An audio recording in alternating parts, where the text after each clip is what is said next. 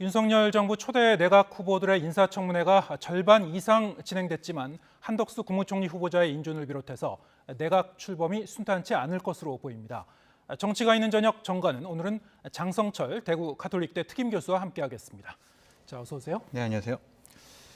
자, 이 인사청문회 시즌이 이제 반환점을 이제 돈 셈인데요. 그렇죠. 지금까지 이제 채택된 청문 보고서는 3건에 불과해요. 자, 어떻게 보셨습니까? 기본적으로 좀 먼저 의혹이 많았던 김인철 교육부 장관 후보자 같은 경우는 자진 사퇴를 했고요.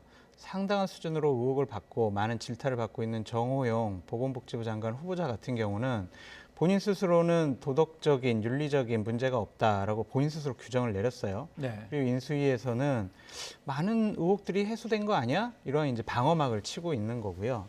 가장 중요한 한덕수 국무총리 후보자 같은 경우에는 이틀 동안 진행이 되면서 민주당에서는 여러 가지 부적격한 논리를 제공을 했지만 기본적으로 저 정도 가지고 총리 인준을 안 해준다라는 것은 좀 무리다라는 좀 평가가 있는 것 같습니다.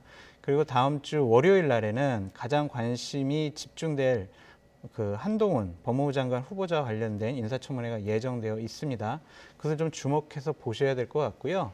또한 권영세 의원이라든지 김현숙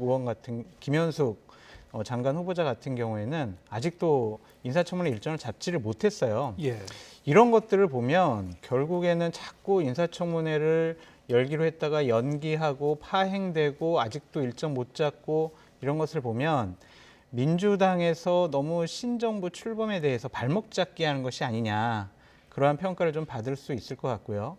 민주당 지지층에서는 아니, 자료를 제대로 제출을 해야 우리가 인사검증을 할 거 아니냐. 자료 제출 안 했기 때문에 우리가 이것은 조금 더 확실하고 착실한 자료 검증 이런 것들을 위해서 약간 인사청문회를 연기한 것이다 라고 얘기를 하고 있어요. 그러니까 이런 것들에 대해서 과연 국민들께서는 누구 편을 들어줄지 다음 주 월요일 지나봐야 될 것 같습니다. 지난주 목요일 스튜디오에 출연하셨을 때는 여론 추이가 중요할 것이다. 그렇죠.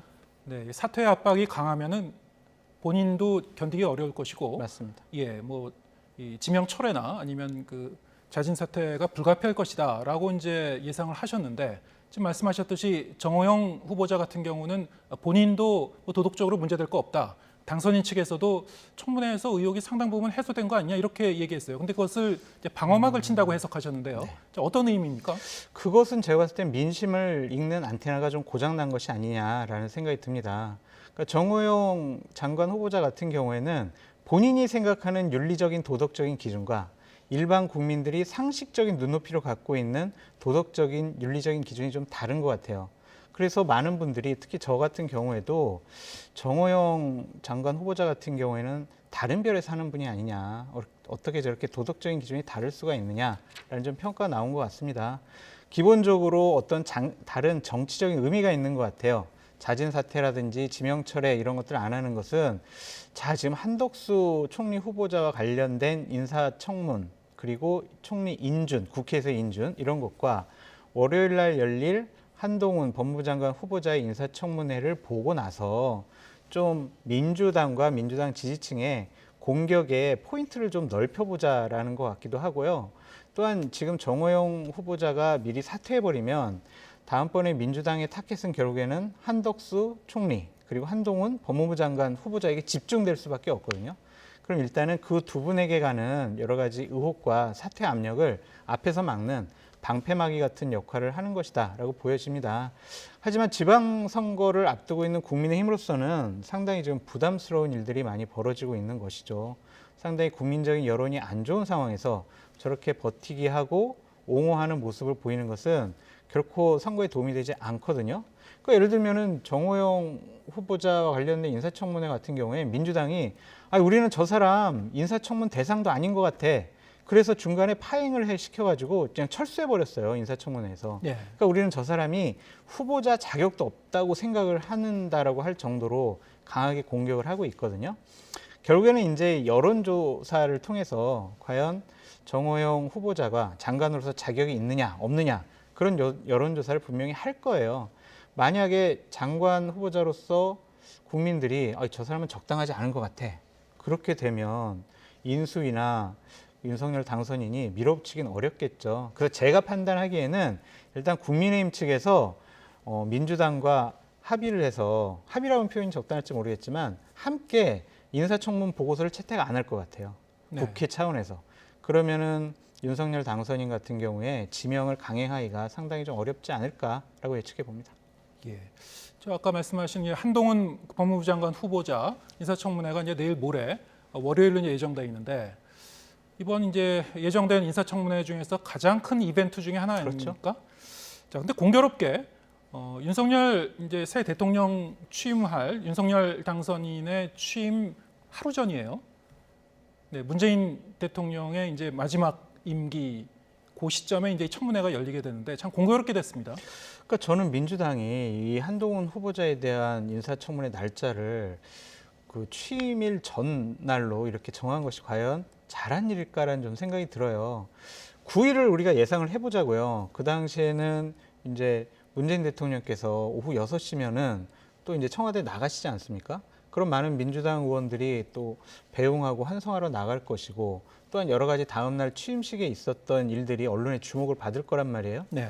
그러한 아주 좀 핫한 그런 날에 한동훈 장관 후보자의 지금 인사청문회를 하겠다는 것은 논란을 주목도를 분산시킬 것 같아요. 그래서 저는 시점상 월요일날 하는 것은 상당히 좀 실수가 아니었느냐. 민주당 입장에서도 뭐 전략적으로 그렇게 좋은 선택은 아니었다. 아니었던 것 같아요. 네. 왜냐하면은 지난주에 아까 이번 주에 했으면은 여러 가지로 의혹들이 확산되고 다시 또 언론에 검증이 들어가고 이렇게 되면 한동훈 후보자 같은 경우도 어떻게 될지 모르죠.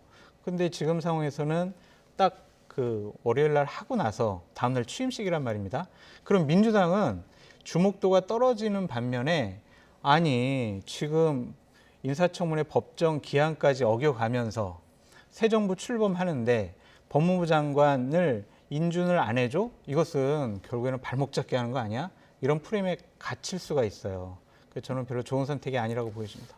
뭐가 가장 큰 쟁점이 될 걸로 보시는지요? 지금 결국에는 자질 문제일 거예요. 네. 이분이 법무부 장관을 할 자격이 있는 것이냐라는 것과 얼마 전에 이제 여러 가지 검찰 수사 관련해서 공수처 수사와 관련해서는 고발 사주권과 관련해서는 기본적으로 무혐의 판정을 받지 않았습니까? 그 부분에 대해서도 이제 인사청문회 장소에서 상당한 수준으로 논쟁이 오갈 것 같고요. 지금 어제부터 가장 또 핫하게 나오는 것은 한동훈 후보자 고2 딸이 네. 과연 이게 다른 어떠한 외부적인 아빠나 엄마의 찬스 없이 여러 가지 일들이 진행되어 있을까라는 것에 대한 논쟁이 있을 것 같아요. 예를 들면 고1 때 하반기 때요. 대략 6개의 이제 여러 가지 뭐 논문 형식이라고 이제 보도가 됐는데 그러한 것과 또한 전자책 이런 것들을 한꺼번에 어떻게 쓸 수가 있지? 고1이 공부는 안 하고 이러한 이제 언론 보도가 있었거든요.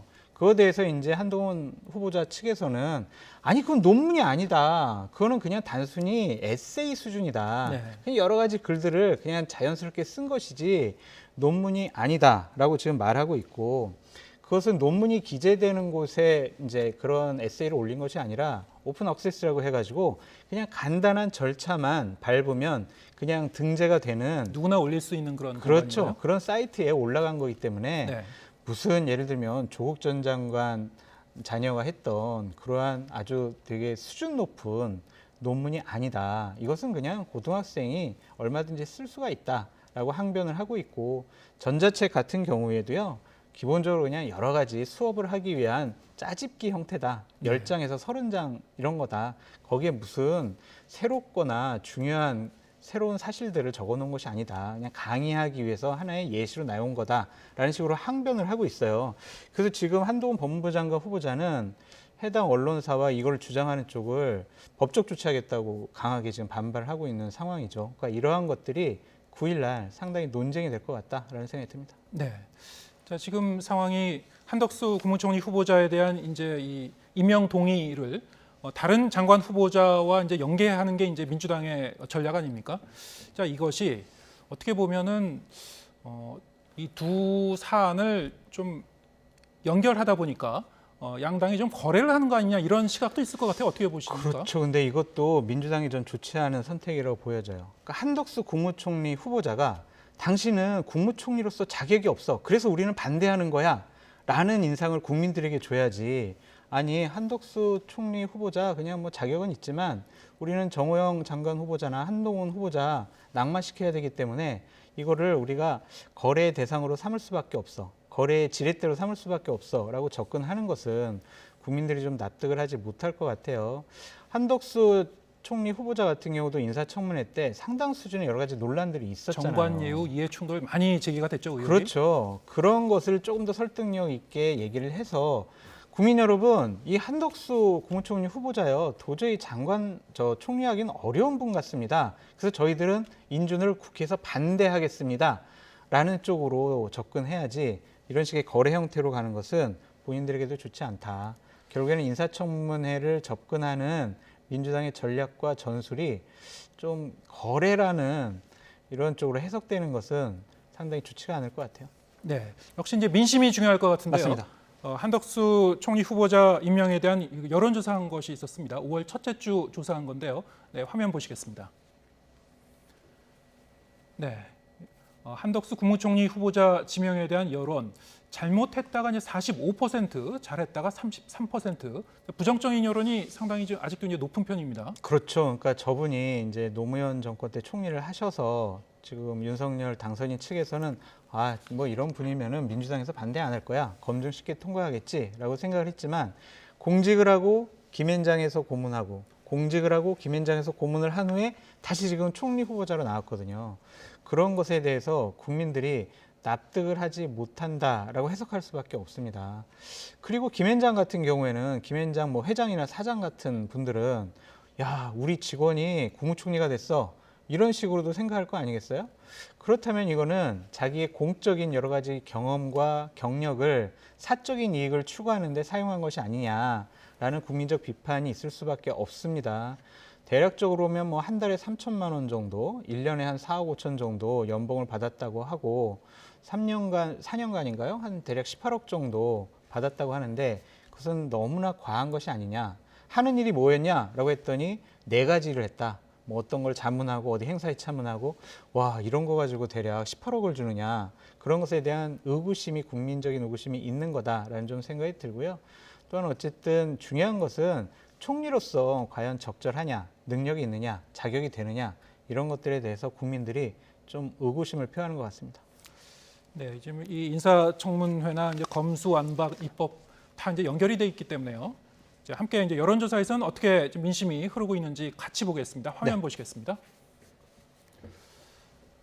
네, 검찰청법 개정안 국회 통과에 대해서 여론조사 결과입니다. 잘못됐다가 52%, 잘했다가 33%. 자, 이거는 이제 부정적 여론이 조금 더 높은데요. 네, 이건 전 2가지 이유라고 보여집니다. 하나는 민주당이 너무 강하게 자신들의 국회 의석수를 믿고 밀어붙이게 한 거 아니야? 이런 거 공청회 한번 해야 되는 거 아니야? 전문가들 불러서 얘기 한번 들어야 되는 거 아니야? 이런 국민적인 비판이 있는 것이죠. 절차적인 문제에 대한 어떤 부정적인 여론이라고 보시는군요. 맞습니다. 네. 절차적인 정당성이 있는 것이냐라는 것에 대한 국민적인 엄중한 꾸짖음이다라고 말씀드리고 싶어요. 기본적으로 안건조정위원회도 그냥 꼼수로 자기네 당 의원을 탈당시켜가지고 안건조정위를 그냥 무시해버렸고 필리버스터라는 것은요. 우리 아까 처음에 보도에서 봤지만 2012년도에 정말 소수 야당의 그런 합법적인 항변권, 법률안 심의권을 보장하기 위한 제도인데 그거를 그냥 살라미 전술로 무력화시켜버렸습니다. 이런 것들이 과연 옳은 것이냐. 그리고 박병석 국회의장 같은 경우에는 국민의힘 의원들이 우리 좀 면담 좀 해주세요. 저희들이 무슨 얘기를 하는지 좀 들어주세요. 라고 했는데 면담도 안 받아주고 그냥 복도에서 농성을 하고 있는 국민의힘 의원들을 구둣발로 짓밟았다. 이런 것들 다 국민들이 보고 계시거든요. 이러한 밀어붙이기 입법에 대한, 졸속 입법에 대한 국민적인 평가라고 보여지고 또 하나는 상당히 미비한 점이 많아요. 그러니까 예를 들면은 많은 시민단체나 윤호중 비대위원장도 스스로 이건 실수다, 다시 고쳐야 되겠다라고 얘기하는 부분이 이의 제기권이 이제 무력화된 겁니다. 고발인 같은 경우에는 네, 아니 그 경찰에서 그냥 불송치 결정을 내리게 되면 어떻게 다시 저희들 억울한데요. 이거 다시 조사 좀 해주세요. 이렇게 할 수가 없는 거예요. 예. 그럼 이거는 과연 시민단체라든지 약자라든지 이런 분들의 법적인 구제 절차를 무시해버린 것 아니냐라는 비판을 받고 있습니다. 그러니까 이런 것들이 과연 국민을 위한 법안이냐, 국민을 위한, 국민의 인권을 위한 법안이냐라는 것에 대한 부정적인 생각이죠. 또 하나 그냥 마지막으로 간단히 말씀드리면 좋아요. 검찰 권력 견제해야 됩니다. 그래서 그 권한, 수사권 다 경찰로 넘겼어요. 그러면 비대해지는 경찰 권력은 어떻게 견제할 겁니까? 검찰은 대략 10,000명이고요. 경찰은 15만 명입니다. 15만 명에게 여러 가지 권력을 줬을 때 이런 견제 수단이 없다면 예전에 검찰공화국이 되기 전에 경찰공화국이었거든요. 그럼 경찰공화국 됐을 경우에는 또 법을 바꿀 것이냐. 이런 것들에 대한 부정적인 인식이 저렇게 부정평가가 52% 나온 것으로 보여집니다. 네. 역시 이런 이 총리 후보자 지명 그리고 이 검수완박 입법 이것이 그대로 이제 지방선거 네. 민심으로도 연결이 될 것 같은데요. 맞습니다. 네, 다가오는 지방선거 그 성격을 어떻게 보고 있는지 여론조사 결과 역시 보겠습니다. 네, 6일 지방선거의 성격에 대해서 국정안정론 이쪽을 택한 응답자가 52%, 반면에 정부를 견제해야 된다. 정부 견제론 39%에 불과했습니다. 자, 이게 사실 뭐 새 정부 출범하게 그렇죠. 되면은 어느 정도 뭐 이른바 허니문 기간이라고도 맞습니다. 하고요. 좀 더 이제 믿고 지켜보자 이런 심리도 있긴 있습니다만 어쨌든 국정안정론이 훨씬 많군요. 그렇죠. 지금 신정부가 출범하는 지 20일 만에 지방선거가 열리는데 그 정부의 윤석열 정부 정권의 어떤 심판 성격이다라고 하기에는 기간이 너무 짧아요. 네. 무슨 일을 실행하기도 어려운 기간 아니겠습니까? 그리고 정부 조직 개편도 하지도 못하고 저 6월 1일까지는 아마 각 이제 국무총리라든지 장관이라든지 저 때까지는 임명이 되겠지만 그들이 실질적으로 일할 수 있는 기회는 안 된다.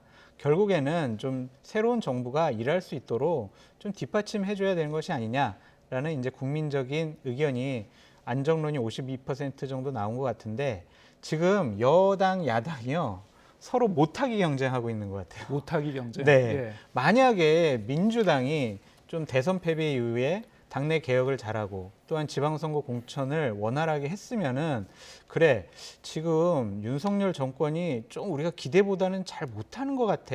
그러니까 좀 견제하도록 민주당에게 힘을 좀 실어주는 게 맞을 수가 있겠어. 라고 생각할 수가 있을 거예요. 왜냐하면 처음 윤석열 정권이 첫 번째 인수위에서의 중요한 과제가 용산으로 대통령 집무실을 이전하겠다는 거 아니겠어요? 네. 그거에 대한 국민적인 반감과 반대 여론이 더 많잖아요. 그랬죠. 그랬는데 그것을 민주당이 자신들 내부의 계파 갈등으로 공천 갈등으로 다 날려버렸다고 생각이 듭니다. 예. 그래서 국민들께서는 아직은 대통령이 일할 수 있도록 좀 뒷받침해 주는 게 맞겠다라고 판단하신 것 같습니다. 예.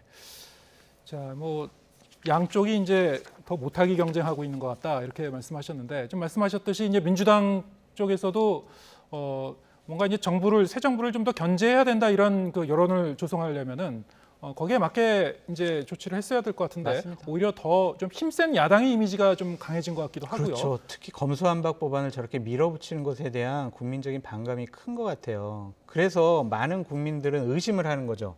그래, 저 사람들이 검찰 개혁과 국민의 인권을 위해서 검수완박 법안을 밀어붙이는 것이 아니라 양향자 의원이 얘기했던 것처럼 저렇게 검찰이 수사권을 갖고 있으면 자신들을 향한 수사를 계속할 것이고 그렇다면 결국 우리 당 쪽 사람들 20명 정도가 조사받고 구속당할 거야. 그런 위기감이 있는 거죠. 자신들을 향한 수사를 못하도록 방패막이를 치는 것, 그것에 대한 국민적인 비판이 있는 것으로 보여집니다. 네, 뭐 말씀하셨듯이 이제 국민의힘 쪽에서도 여러 가지 전략적인 이제 실수도 있었고요. 그럼요. 또 이제 검증의 부실 논란도 이제 계속 이어지고 맞습니다. 있고, 예, 뭐 앞으로 이제 지방선거까지 몇 주 더 남았으니까 어떤 이슈가 이제 또 이제 부각이 되는지 더 지켜봐야 될 것 같습니다. 네. 자, 그런가 하면 윤석열 대통령 당선이 오늘 비서관급 인선을 발표를 했죠. 자, 이렇게 보면은 네. 경제 관료들 많이 이제 들어간 것 같고요.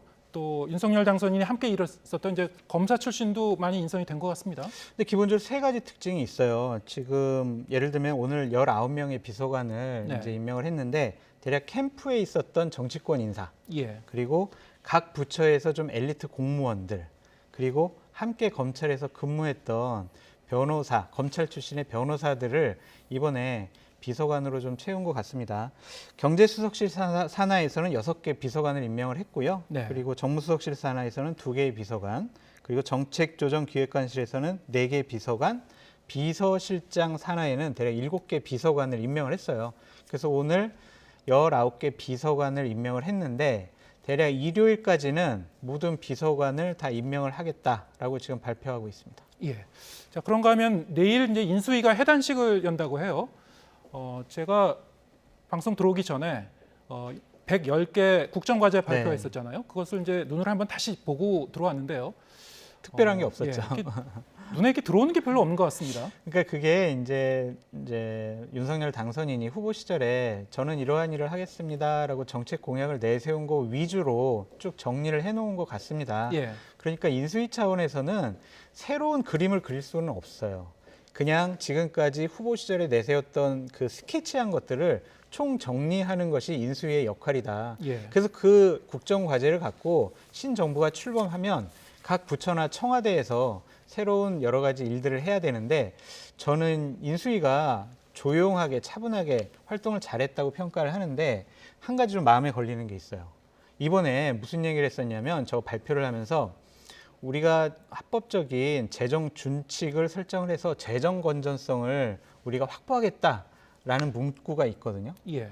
그런데 지금 인수위에서 얘기한 110개의 국정과제를 실현하기 위해서는요, 대략 209조가 더 필요해요. 209조. 예. 그러면은 209조가 더 필요한데 재정 건전성은 담보해내겠다? 모순된 상황이잖아요. 이거를 어떻게 해결할 것이냐. 이것이 윤석열 경제팀의 가장 큰 숙제가 아니냐라는 생각이 듭니다. 예, 알겠습니다. 자, 오늘 여기까지 듣겠습니다. 장성철 대구 카톨릭대 특임 교수와 함께했습니다. 고맙습니다.